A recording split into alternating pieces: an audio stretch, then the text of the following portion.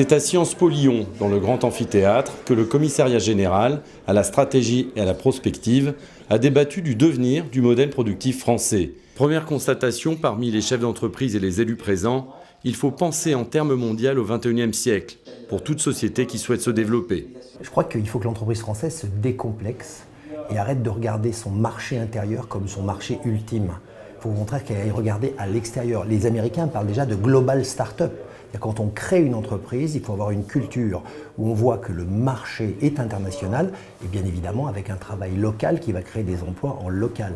Je vous donne un seul exemple, il n'y a pas une start-up californienne qui ne regarde pas, dès son lancement, un marché potentiel à l'échelle du monde.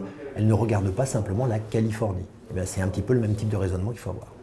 L'autre condition pour garantir le modèle productif, c'est de changer les mentalités, pour changer les structures de l'entreprise. On pense souvent encore de manière très verticale, c'est-à-dire il y a des grands groupes et on pense leur verticalité. Ce qu'on a vu au travers du débat à Lyon, c'était que c'était sur un écosystème horizontal qu'il y avait effectivement une fertilisation. Et vous avez vu toutes les entreprises qui étaient dans des domaines très divers et qui coopéraient ensemble, qui étaient dans l'innovation ouverte, l'innovation de l'une alimentant l'innovation de l'autre. Innover, le maître mot pour les entreprises d'aujourd'hui pour conquérir de nouveaux marchés. Une nouvelle piste existe, l'open innovation.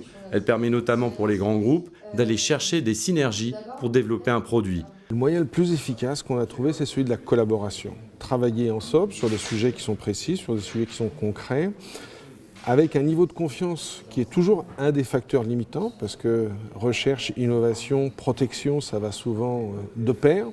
Et donc se protéger tout en s'ouvrant, c'est des alchimies compliquées.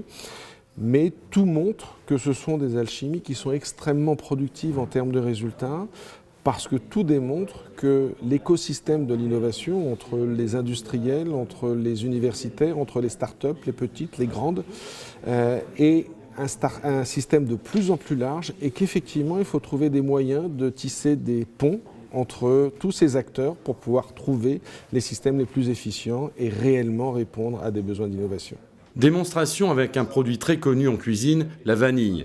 Face à la concurrence asiatique, une entreprise française a dû réagir pour survivre.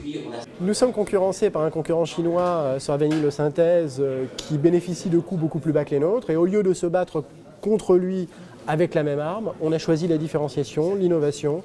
Donc on a déplacé le débat en proposant à nos clients des solutions différenciantes pour ne pas simplement leur offrir un produit, mais une solution de formulation dans leur gâteau pour diminuer le sucre et les graisses. Et c'est comme ça que nous gagnons. Innovation transversale, vision mondiale et locale, voilà les clés pour que les entreprises Made in France continuent, dans la France dans 10 ans, de gagner en compétitivité.